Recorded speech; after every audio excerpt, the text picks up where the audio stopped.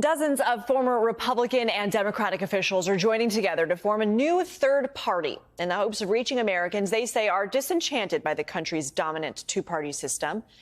Leading the effort are former Democratic presidential candidate Andrew Yang and former Republican Governor Christine Todd Whitman. The Forward Party hopes to gain ballot access in at least 30 states by the end of next year. Joining me now is one of the leaders of the new group, David Jolly, chair of the Serve America movement, which is one of the three groups that has merged into the new Forward Party. He's also an MSNBC political analyst, and he co-wrote an op-ed in the Washington Post explaining all of this.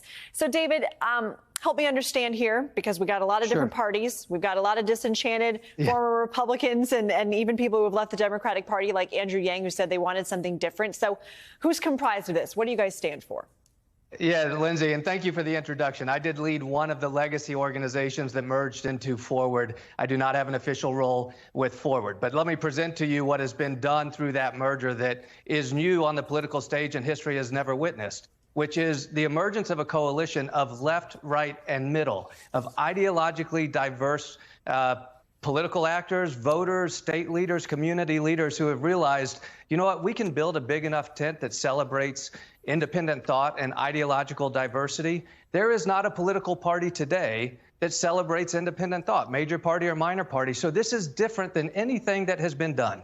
It suggests that we can actually coalesce around shared values of moving the country forward, of solving the nation's most pressing problems, without requiring a top-down dogma that necessarily has to fit from Boston, Massachusetts to Birmingham, Alabama. It is a beautiful celebration of independent thought, which is why I was happy to lead our organization into the merger.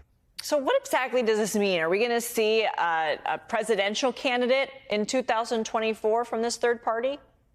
Yeah, thank you for asking that. And let me answer that question head on. This is not an effort to run a presidential candidate in 2024 or chase a shiny object. This is an effort to build a viable, credible, durable, sustainable national political party. What that means is setting up essentially 50 state parties and aggregating them under the national coalition that will be Forward. What we hope to do is what we've recently been able to do, which is elect a mayor of Newtown, Connecticut, or run candidates for township supervisor, or yes, Congress or Senate. Look, who knows what 2024 presents? And if at that moment meets the Forward Party halfway, I'm sure they will reach out and grab it. But that is not the intent of the Forward Party today, to play in the 24 presidential race. You yourself have said in the past an effort like this would be electorally doomed. But at the time, you were talking about something that was more center-right. You're talking about something that spans the whole ideological spectrum. Yeah. So how can this work? I mean, and do you see a party that appeals to moderates actually getting more done in Congress?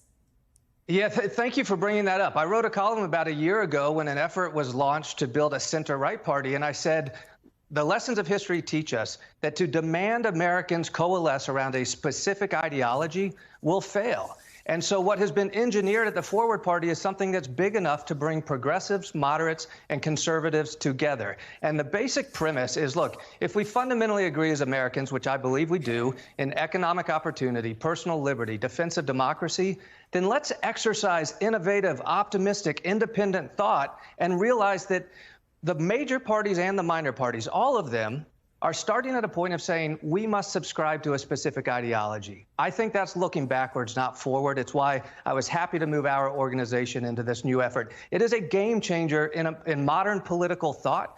40% of Americans today reject any party, major or minor. But it is wrong to assume they're all moderate. They're not. It's a beautifully diverse coalition. Forward has tried to build a platform to accommodate all of those Americans.